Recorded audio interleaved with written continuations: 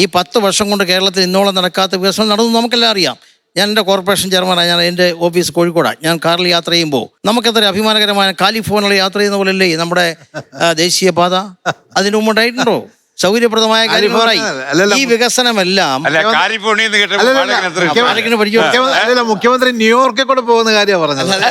അത് അദ്ദേഹത്തിന് ഞാൻ കേരളത്തിൽ അല്ല, ഒരു കാര്യം ഞാൻ പറയാം. പക്ഷെ ഇടയ്ക്കിടയ്ക്കെല്ലാം ഇടിഞ്ഞു വീഴും. വാഴയ്ക്ക ന്യൂയോർക്കിനേക്കാൾ മെച്ചമാണ് കേരളം. അല്ല, ഇടയ്ക്കിടയ്ക്കെല്ലാം ഇടിഞ്ഞു വീഴും. ജനിക്കുമ്പോ 6 പേര് മരിക്കുന്നു അമേരിക്കയിൽ. നമ്മുടെ കണക്കനുസരിച്ച് കേരളത്തിൽ 1000 കുട്ടികൾ. രണ്ടത്താനുടെ ജില്ലയിലൊക്കെ ഓരോ ഭാഗം ഒന്നാമതായി. അപ്പോൾ ആ നിലയിൽ കേരളത്തിലെ ജനങ്ങൾ ഞങ്ങൾക്കുള്ള അംഗീകാരമാണ് ഈ പറഞ്ഞിരിക്കുന്നത്. അല്ല, കേരളത്തിലെ ജനങ്ങൾക്ക് ഒന്നറിയാം, ഇതൊക്കെ വളരെ നേരത്തെ നടക്കേണ്ടതായിരുന്നു. സൗത്ത് നോർത്ത് എക്സ്പ്രസ് വേ എന്ന് പറയുന്ന രീതിയിൽ ഒരു റോഡ് ഇതുപോലെ കൊണ്ടുവരാൻ ഞങ്ങൾ ശ്രമിച്ചതാ. അന്ന് പാൽക്കാരി പാർവിന്റെ പശുവിനെ എങ്ങനെ അക്കരെ കൊണ്ടുപോകുമെന്ന് ചോദിച്ചത് നിങ്ങളാണ്. അല്ല, അപ്പുറത്തേക്ക് അടച്ചുവെന്ന് ആ ചോദിച്ചത് ആരും ഇതുപോലെയുള്ള ഒരു റോഡ് കൊണ്ടുവരാനുള്ള ശ്രമത്തെ അന്ന് പരാജയപ്പെടുത്തിയവരാണ് എന്ന് സത്യം തിരിച്ചറിയണം. കേരളത്തിന്റെ മുഖ്യമന്ത്രിയായി 2014 പിണറായി വിജയൻ വന്നപ്പോൾ അദ്ദേഹമാണ് ഡൽഹിയിൽ പോയി ഈ ഓഫീസ് തുറക്കണമെന്ന് പറയുകയും അന്നൊരു കണ്ടീഷൻ വെച്ചു. നേരത്തെ ആയിരുന്നെങ്കിൽ അതിനു മുമ്പ് UDF കൊണ്ടുവന്ന ആശയമാണിത്. അല്ല, രണ്ടത്താണിക്കും എനിക്കും അറിയാം. ആ എക്സ്പ്രസ് ഹൈവേ അല്ല ഈ SSI, ഈ നാഷണൽ ഹൈവേ വികസനം. ഇത് ദേശീയപാത വികസന അതോറിറ്റിയുടെ നേരിട്ടുള്ള ഉത്തരവാദിത്തത്തിൽ മറ്റേത് എല്ലാവർക്കും അറിയാം. ആ എക്സ്പ്രസ് ഹൈവേ എന്തായിരുന്നു എന്നുള്ളത്. അത് കേരളത്തിന്റെ പാരിസ്ഥിതിക ഘടനയൊന്നും കണക്കിലെടുക്കാതെയുള്ള ഒരു വികസന പദ്ധതിയായിരുന്നു. ആ വികസന പദ്ധതി സ്വകാര്യവൽക്കരണത്തിന്റെ ഭാഗമായിട്ട് നിങ്ങൾ ജിമ്മൊക്കെ നടത്തിയിട്ടില്ലേ ഈ കൊച്ചിയിലെ? ആ ജിമ്മിലൊക്കെ വന്ന ഒരു പദ്ധതിയാണത്. അത് അങ്ങേയറ്റ സ്വകാര്യമായ ഒരു പാതയായിരുന്നു. അത് കേരളത്തിന്റെ പാരിസ്ഥിതിക ഘടനയോ ഇവിടുത്തെ ഗതാഗത സൗകര്യ സംവിധാനത്തെ സംബന്ധിച്ച് ഒരു വിശദാംശങ്ങളും അതിന്റെ DPR ഉണ്ടായിരുന്നില്ല.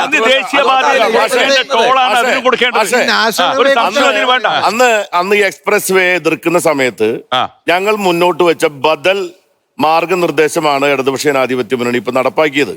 അന്ന് ഞങ്ങൾ പറഞ്ഞ ദേശീയ ഹൈവേ എന്ന് പറയുന്ന 6 വരിപ്പാതയാക്കണം, മലയോര ഹൈവേ ഉണ്ടാവണം, ദേശീയ തീരദേശ ഹൈവേ ഉണ്ടാവണം, അല്ല ഒരു ദേശീയ ജലപാത ഉണ്ടാവണം. നാഷണൽ ഹൈവേക്ക് അല്ല, ഒരു മിനിറ്റ്, ഞങ്ങളുടെ കാലത്ത് 30 മീറ്റർ ആക്കി കുറയ്ക്കണമെന്ന് പറഞ്ഞ് ശ്രീ അച്യുതാനന്ദന്റെ നേതൃത്വത്തിൽ ഉണ്ടാക്കി 30 മീറ്റർ കാലത്ത് അടച്ചുപൂട്ടി പോയതുകൊണ്ട് ഉണ്ടായിട്ടുള്ള ഫലം എന്താണ്? രണ്ടാമത് ഇത് തുറക്കാൻ വേണ്ടി ചെന്നപ്പോ കേന്ദ്ര ഗവൺമെന്റ് ഒരു കണ്ടീഷൻ വെച്ചു. നിങ്ങൾ സ്ഥലമെടുക്കുന്നതിന് 4 തുക 5000 കോടി രൂപയാണ്. അത് നിങ്ങൾ മുടക്കണം എന്ന് പറഞ്ഞു. അത് ഈ കേരളത്തിൽ നഷ്ടപ്പെടുത്തുക UDF ചെയ്തത്. അന്നായിരുന്നെങ്കിൽ ആ പൈസ കേന്ദ്ര ഗവൺമെന്റ് മുടക്കും. ഈ തോമസ് മാഷ് സത്യസന്ധമായ കാര്യങ്ങൾ പറയുമെന്ന് എന്റെ വിശ്വാസം. മാഷേ, അന്ന് ഈ നാഷണൽ ഹൈവേ ഉണ്ടാക്കുന്ന സമയത്ത്, അന്ന് അതിന് നിർദ്ദേശം വന്ന സമയത്ത്, അന്ന് അച്യുതാനന്ദന്റെ നേതൃത്വത്തിൽ പറഞ്ഞെന്താ, 30 മീറ്ററിൽ കൂടുതൽ പറ്റില്ല, 45 മീറ്റർ എന്ന് വേണമെന്ന് പറഞ്ഞപ്പം അന്നൊരു തമാശ ഉണ്ട്. മൻമോഹൻ സിംഗ് ആദ്യമായിട്ടാണ് ചിരിച്ചത്. ഇവിടുത്തെ നമ്മുടെ നിവേദന സംഘം ചെന്നപ്പോ എന്താ പുള്ളി പറഞ്ഞ, എല്ലാ സ്ഥലത്തും 45 മീറ്റർ എന്നാ പറയുന്നത്. കേരളത്തിൽ നിന്ന് ഇതാ MP-മാരെല്ലാം കൂടെ വന്നിട്ട്, അല്ല മാർക്സിസ്റ്റ് പാർട്ടിയുടെ ആളുകളെല്ലാം കൂടെ വന്നിട്ട് പറഞ്ഞു 30 മീറ്റർ. ഇതാണ് ഇതിന്റെ സത്യം. യഥാർത്ഥത്തില് ഇത് താമസപ്പെടുത്തുന്ന മുഴുവൻ ഇവരാണ്. മാഷ് സത്യം പറയാം. അല്ല, വാഴക്കൻ അത് ചെറിയ കാര്യങ്ങൾ വിട്ടുപോയെന്നേ ഉള്ളൂ. അന്ന് ഞാൻ കേന്ദ്ര മന്ത്രിസഭയിലുള്ള ആളാണ്. കേരളത്തിൽ നിന്ന് അന്നത്തെ മുഖ്യമന്ത്രിയും പ്രതിപക്ഷ നേതാവും എല്ലാ പാർട്ടികളുടെ അംഗങ്ങളിരുന്നാണ് പ്രധാനമന്ത്രി കാണാൻ വരുന്നത്. അപ്പോൾ ഓഫീസിൽ സ്വാഭാവികമായിട്ട് മന്ത്രിസഭയിലൊക്കെ ഒരു മെമ്മോറാണ്ടം. എന്താ മെമ്മോറാണ്ടം? കേരള നിയമസഭ ഒറ്റക്കെട്ടായി കേരളത്തിന് 30 മീറ്റർ കൂടുതൽ വെപ്പിക്കേണ്ട, വീതി വേണ്ട എന്നൊരു പ്രമേയം പാസാക്കി. അത് ഈ എല്ലാവരും കൂടെ അതിന്റെ പ്രധാനപ്പെട്ട കാരണം ഞാൻ പറഞ്ഞോട്ടെ, അത് കൊണ്ടുവന്ന് അത് കായിച്ചിട്ട് മുഖ്യമന്ത്രി പ്രധാനമന്ത്രി പൊട്ടിച്ചരിച്ചു. കാരണം ഇന്ത്യ മുഴുവൻ 45 മീറ്ററും 70 മീറ്ററും ആകാശപാതയ്ക്കും വേണ്ടി നിൽക്കുമ്പോൾ കേരളത്തിലെ എല്ലാവരും, ഒരു പാർട്ടിയല്ല, എല്ലാ പാർട്ടിക്കാരും കൂടി തീരുമാനമാണ്. അതിലിപ്പോ എല്ലാവരും പങ്കാളിത്തമാണ്. 140 വലതും ഒന്നിച്ച് 140 MLA ഒന്നിച്ചാണ് 30 മീറ്റർ ആക്കി കുറയ്ക്കണമെന്ന് പറഞ്ഞത്. അതാണ് കേരളം. അതാണ് മൻമോഹൻ സിംഗ് തിരിച്ചത്. ഒരു കാര്യം പറയാനുണ്ട്.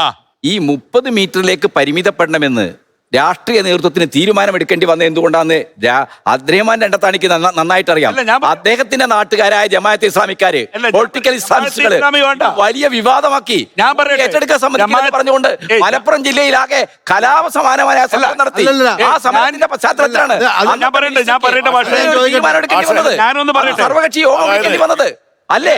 വസ്തുതയല്ലേ? ജമാഅത്തെ ഇസ്ലാമി വേണ്ട.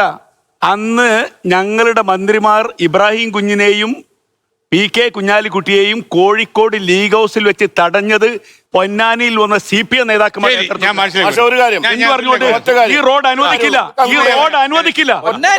CPM നേതാക്കന്മാർ എന്തൊക്കെ തർക്കം ഉണ്ടാക്കി? റോഡിനെതിരായിരുന്നു. ഒരു മിനിറ്റ്. അതെങ്ങനെയാ അത്? മുസ്ലിം ലീഗും കോൺഗ്രസ് എന്തൊക്കെ തർക്കം പറഞ്ഞാലും 2016 വന്ന ഇടതുപക്ഷ ഗവൺമെന്റും പിണറായി വിജയന്റെ നേതൃത്വത്തിലാണ് ഈ 6 വരി പാതയ്ക്ക് വേണ്ടി കിഫ്ബിയിൽ നിന്ന് 6000 കോടി രൂപ കൊടുത്തപ്പോഴാണ് ഈ സ്ഥലം ഏറ്റെടുപ്പിന് തടസ്സമില്ലാതെ ഈ ദേശീയപാത വന്നതെന്നുള്ളത്. ഇന്ത്യയിൽ ഒരു സ്ഥലത്ത് ഒരു സ്റ്റേറ്റ് ഗവൺമെന്റും ഈ സ്ഥലം ഏറ്റെടുക്കാൻ വേണ്ടി ഒരു പൈസയും കൊടുത്തിട്ടില്ല. ഞാൻ ജോർജ് പൊടിപ്പാലോട് കൂടി പറയാണ് ഏത് സ്റ്റേറ്റിലാണ് പ്രവർത്തിക്കുന്നത്. അപ്പൊ അത് നടപ്പാക്കിയത് ഇടതുപക്ഷ ഗവൺമെന്റ് ആണെന്നുള്ള നിങ്ങൾ ആരും തർക്കിച്ചിട്ട് കാര്യം